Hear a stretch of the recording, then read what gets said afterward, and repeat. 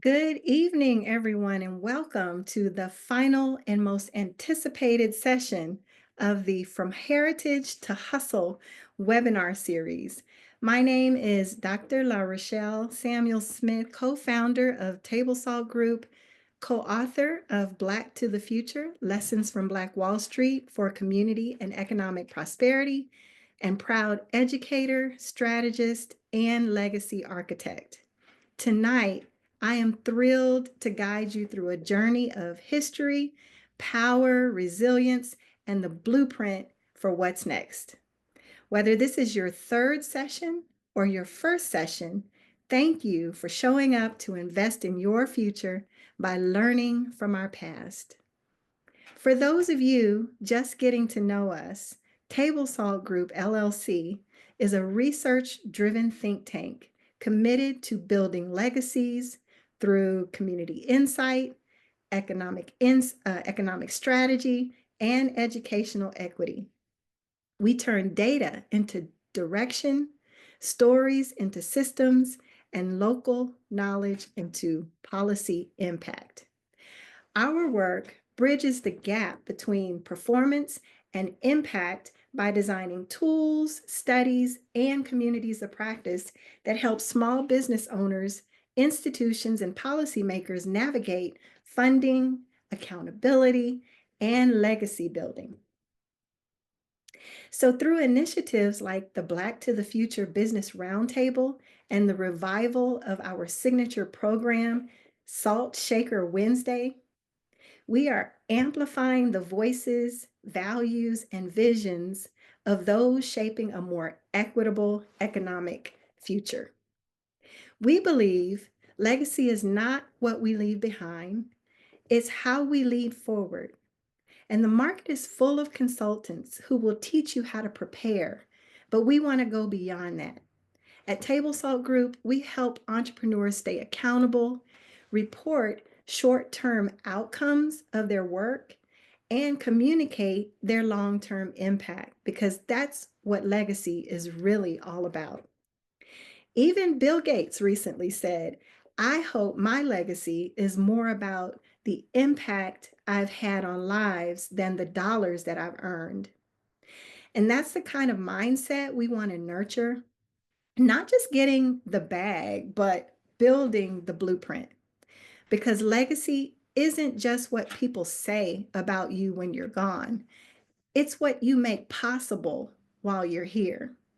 So, this series, From Heritage to Hustle, was created to equip Black owned businesses, women entrepreneurs, educators, and community builders with the knowledge and mindset to scale with strategy and vision. So, From Heritage to Hustle launched in observation of Small Business Week in May, and has already been a program of transformation and clarity. We brought in scholarly experts to ground us and elevate our thinking. In session one, Dr. Tanisha Lamel grounded us in the power of discipline and access when navigating the government workplace. She reminded us that your value is tied to your ability to align with policy, position your business, and show up with professionalism. Then in session two, Dr. Robert McNeil Jr. elevated our thinking with artificial and ancestral intelligence, challenging us to own our voice in the digital economy and use AI as a tool for liberation and not just automation. So now we bring it back full circle by looking back, not to dwell, but to draw forward the lessons of those who came before us. So let me take you back to Tulsa, Oklahoma in the early 1900s. You step onto Greenwood Avenue and see a world built by Black minds, Black money, and Black dreams. This was Black Wall Street, a thriving Black community with its own banks, schools, libraries, newspaper, and more than 600 Black-owned businesses. But we rarely talk about the people behind those storefronts. So tonight's question is, who were the people of Black Wall Street? They weren't superheroes, so to speak. They were educators, entrepreneurs, they were veterans, they were artists, and everyday visionaries, much like many of you here with us tonight. So let's meet some of those people. First person I want to talk about is O.W. Gurley. He was born in Alabama in 1867, just after the Emancipation Proclamation, the end of the Civil War, and the beginning of Reconstruction. He lived to be a ripe age of 68, passing in 1935. He was a visionary who went to Oklahoma during the land rush of 1889. And like many others of that time who rushed to listen for that cannon to go off and be on a search, a journey for where he might put a stake in the land, to claim what was previously settled by native tribes. He later sold that stake of land to purchase 40 acres in Tulsa, Oklahoma, and dared to build a space uniquely dedicated to Black people. Now, on that move, he met another person that I want to talk about, which is J.B. Stradford. He was born in Kentucky, another Southerner. He was born in 1861. He lived to be 74 years old, passing in 1935. J.B. Stradford was a lawyer who built a 54-room hotel to host visiting Black professionals coming into the region. Now, it's very important that all of this uniqueness, all of this newness in this area that we know now as the Greenwood district in Tulsa, that the word was put out through someone who really understood marketing and communication. That person was A.J. Smitherman. Again, from the South in Alabama. He was born in 1883. He lived to the ripe age of 78, passing in 1961. He was the publisher of the Tulsa Star, and he was also a man who understood the power of press and, dare I say, marketing of the time. Now, we can't forget about the women who were a part of the Greenwood district in Tulsa, Oklahoma, or Black Wall Street. It is certainly worth mentioning another communications expert by the name of Mary E. Jones Parrish. Again, coming to this area from the South, she was from Mississippi, born in 1892. She lived to be 80, passing in 1972, and she was responsible for documenting the Tulsa Massacre and preserving the truth of what happened in that day and time for future generations to never forget what we were able to achieve. Now, the last person I want to mention is also a prominent female figure from the Greenwood district. Her name is Lottie O'Neill. Now, her birthplace and year and even her age of death is unknown. But what I want you to remember is that she was an investor in her day.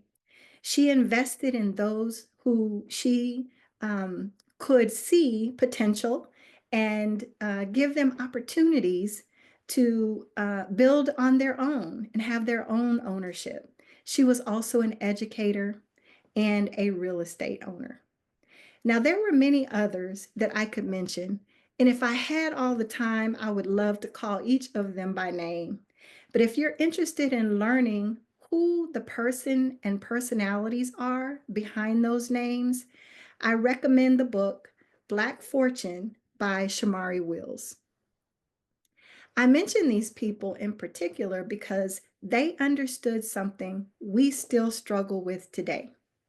and that is this: we don't win by competing with each other, we win by building together. And the other reason I mention these certain list of people is because of their professions. So you see, I've spent the last 13 years working in community and economic development, helping hundreds of minority-owned small business startups grow their businesses. And as we talked about in session one with Dr. Lamel, my biggest takeaway from that experience was, and she also agreed, that the number one reason why many of them did not succeed is because today they didn't have what they had back then during the Greenwood era, was what we call a business quad squad. So for example, in addition to the visionary, O.W. Gurley, he knew that he must build a relationship or have in his circle a J.B. Stradford or a legal advisor. He knew he needed an A.J. Smitherman or a publisher, someone who understands the art of modern marketing and communication. He also knew he needed a banking investor like Lottie O'Neill, who made up, so to speak, his quad squad at the time.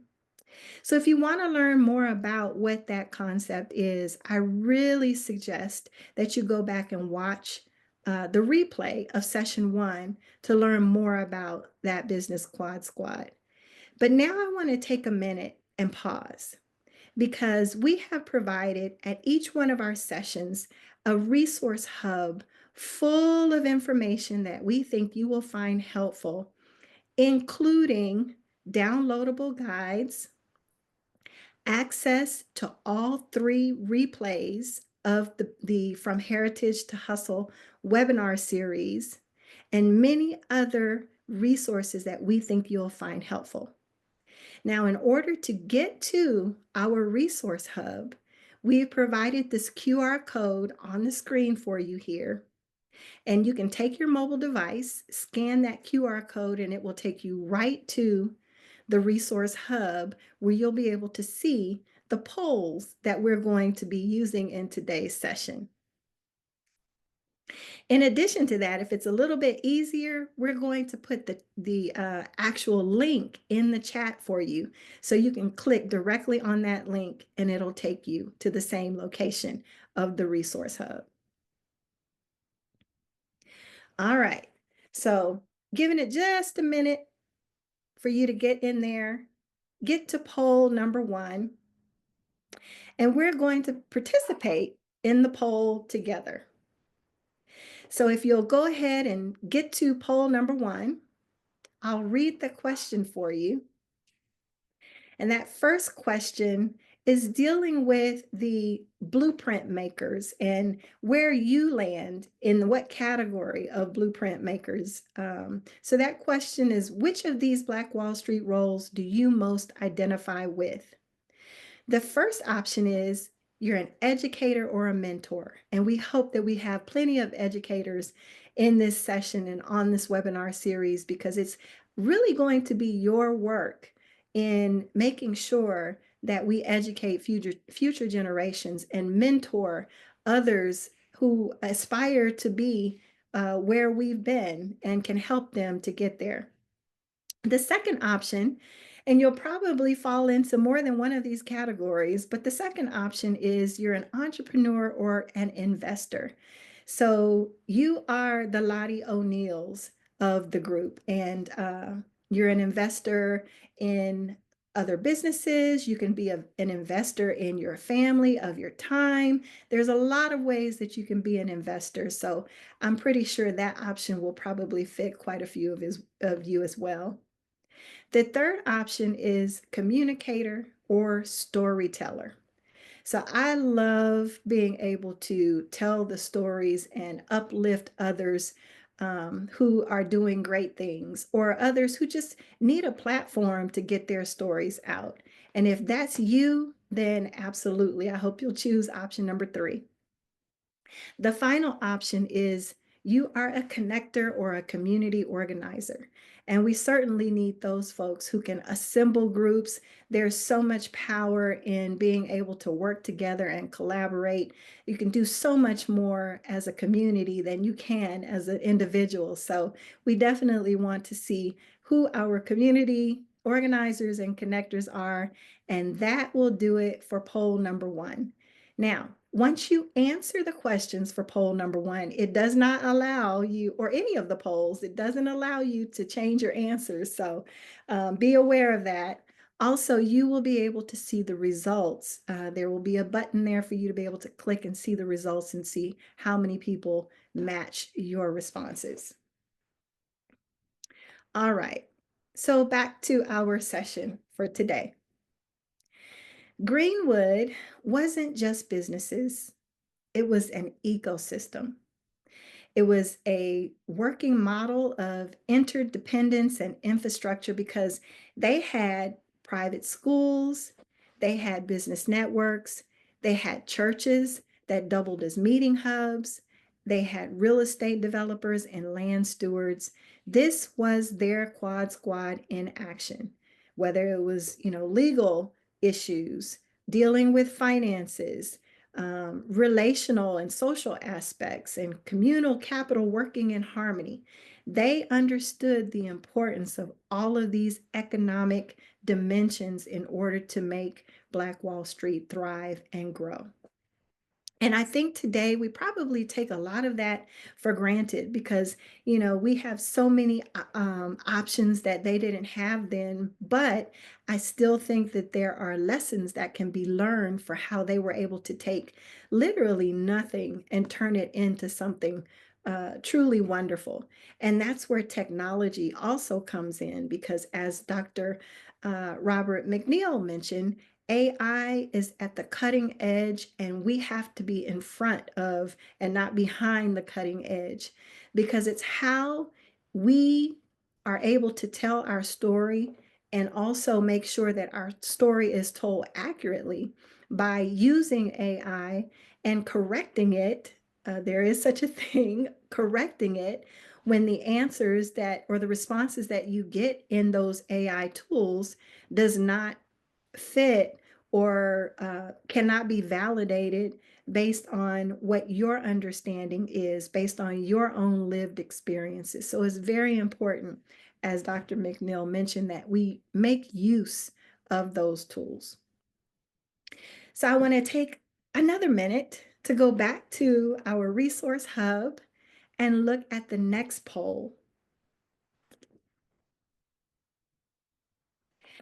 And here we're talking about your business quad squad. So which piece, if you are an entrepreneur, which piece of your business quad squad do you most need to strengthen right now?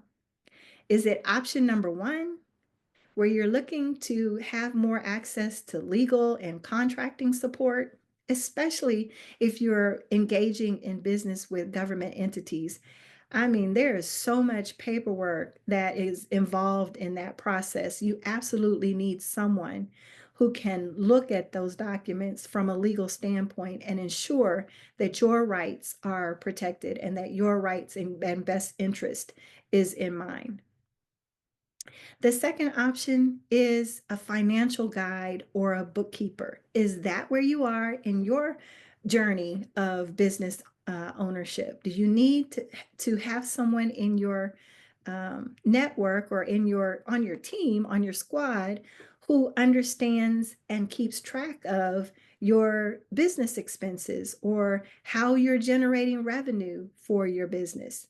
More than that, your cash flow, your financial statements, all of those things are essential to be able to understand whether your business is actually a business and it's making a profit or on its way to make a profit, or are you still in working as a hobby? And as we mentioned before in previous sessions, hobbies are great too, but we certainly want to make sure that we have that person in our circle.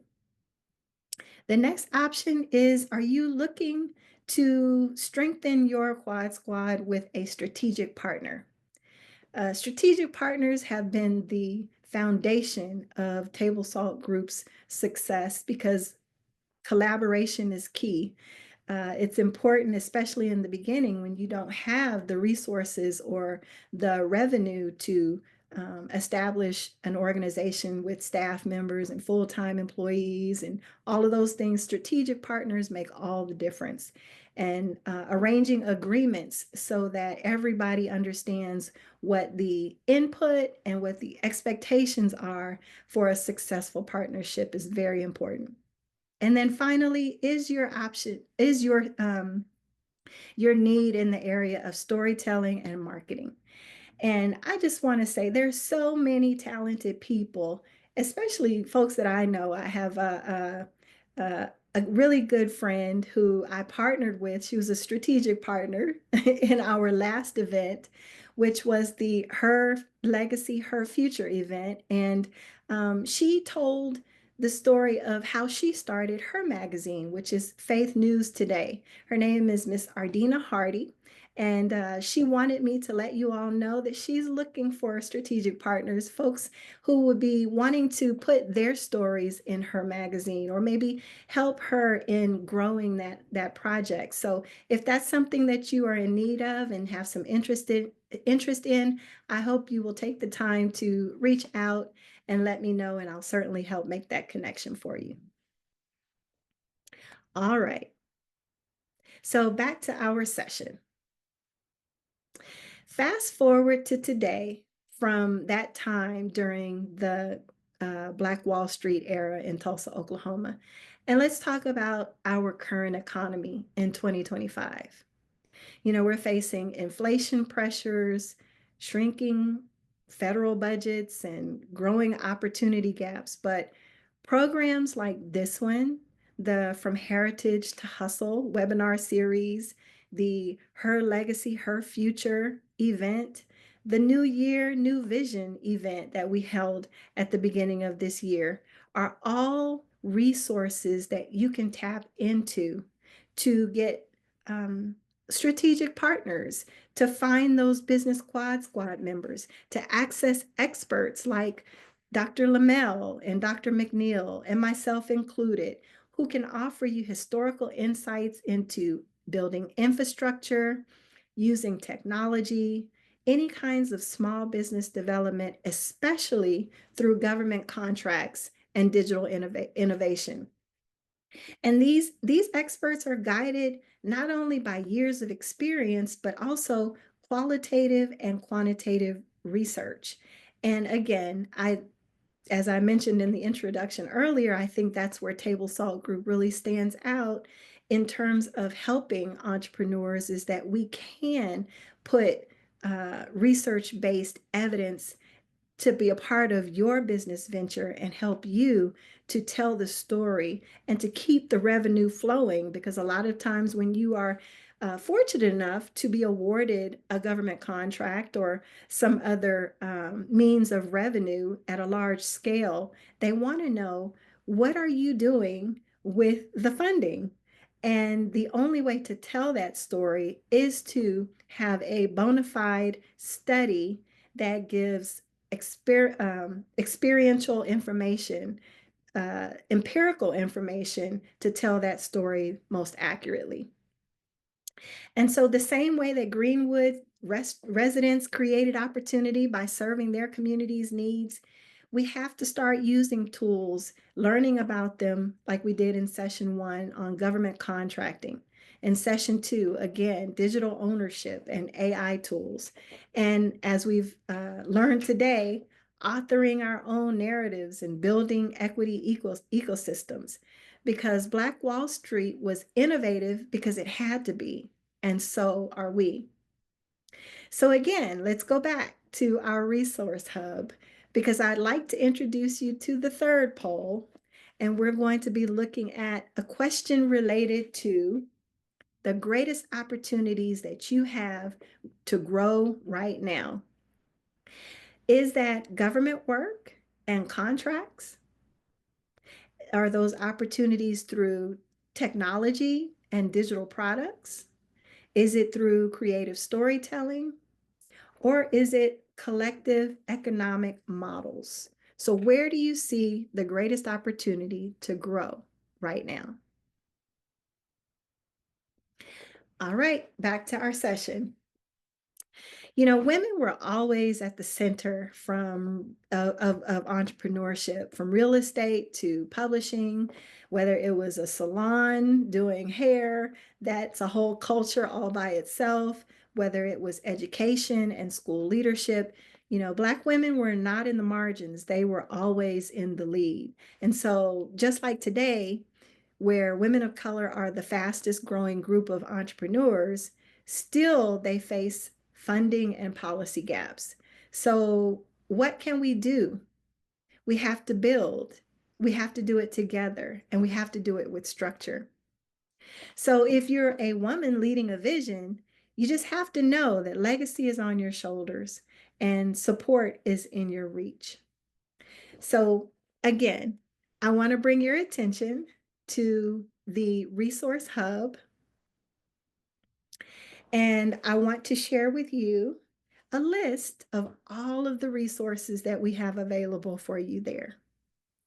So, beyond poll 3, if you haven't had a chance to scroll down yet, you'll notice that there are numerous downloadable resources. And so, the screen is a little tiny on my end and we're moving kind of fast, but I want to look at the first downloadable resource there.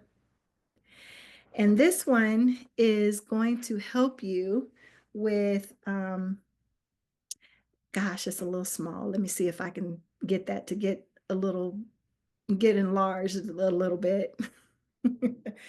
I tell you, glasses or no glasses, my eyes just aren't making that screen clear enough. Can I get a little tech help there? Can we zoom in on that a little bit?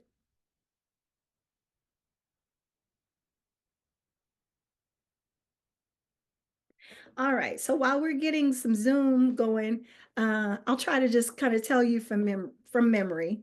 So we have a downloadable list of all of the places that you can go and find your certification. If you're interested in government contracting, those certifications are going to be super important.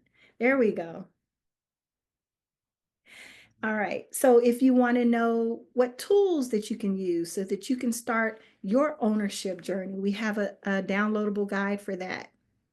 If you're interested in starting your family legacy and understanding what kinds of economic impact did your family make in the history, so there's a worksheet for that. We have the top 3 access moves that you can make right now, certifications made simple, where to get certified in Texas. We have a document on contract basics, a cheat sheet to policy. And then we have a few other links scrolling down to the bottom. I mentioned Shamari Wills as one of the other authors that I think you would really find interesting in this story of the people behind Black Wall Street. There's a video there, just above the 2 videos from the replay access. There we go. So you can go and hear a little bit more about Black Fortune. And then again, at the very end of the resource hub, we have a place where you can tag others who you think would benefit from this information and bring them into the resource hub. So I really encourage you to bookmark and save this hub with all of those resources available to you and share it with others. And now for the final session, we promised that we would have a special raffle announcement. And so we are excited to gift a $100 Amazon gift card to one of our engaged attendees, both today and in the past sessions.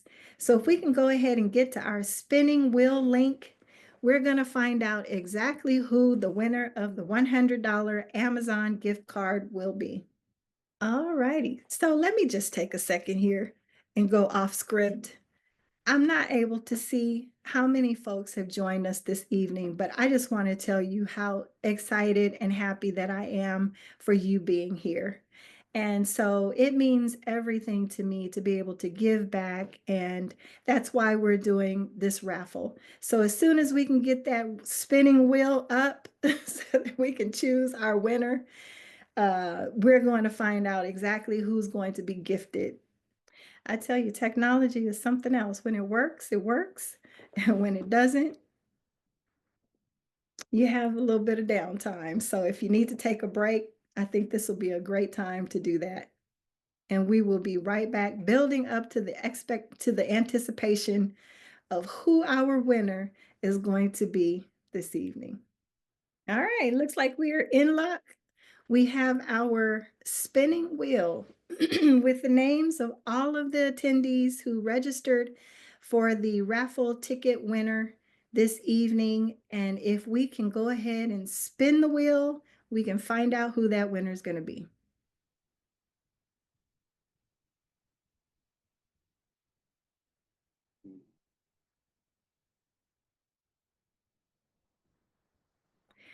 All right. So our winner is Ardina. Congratulations, Ardina.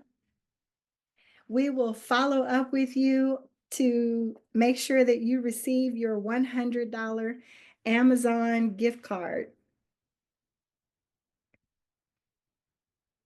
That's awesome.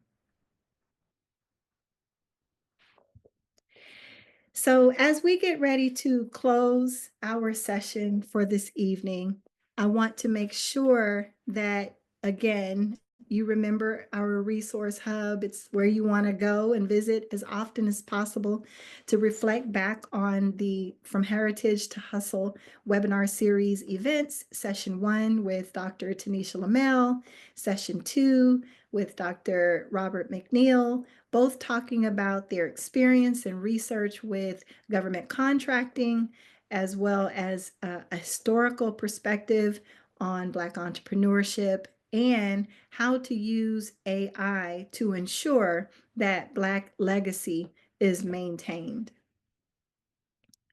So also, I want to remind you about purchasing or sharing or gifting the book, Black Wall Street Lessons, I'm sorry, Black to the Future, Lessons from Black Wall Street for Community and Economic Prosperity. So tonight is not the end. It's really just the beginning of a new chapter. The people of Black Wall Street didn't build because they were allowed to. They built because they were called to do it. And I really believe that we have a calling as well. So what do we do now? How do we write, partner, own, and lead in this legacy building experience? Well, will be someone else, or is it going to be somebody else's blueprint that gets written, let's say 50 years, 100 years from now? So I'm going to leave you with this. Legacy isn't just about what you leave, it's about what you make possible. So I really hope that you'll start now, that you'll build boldly, and that you don't wait for permission. So thank you all for joining us, and we can't wait to see what you get ready to build next. This is From Heritage to Hustle. Everyone, please have a good evening. Stay safe out there, and we'll see you at the next event.